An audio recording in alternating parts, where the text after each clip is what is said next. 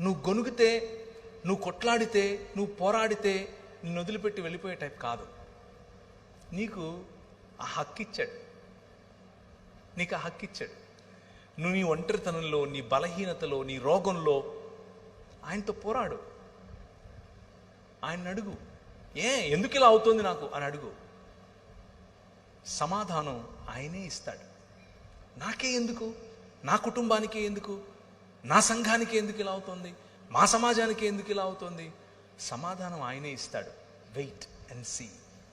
ఊరకనే ఉండి యెహోవా ఇచ్చే రక్షణను చూడు అంటాడు. ఊరకనే జస్ట్ నిలబడి చూడంతే.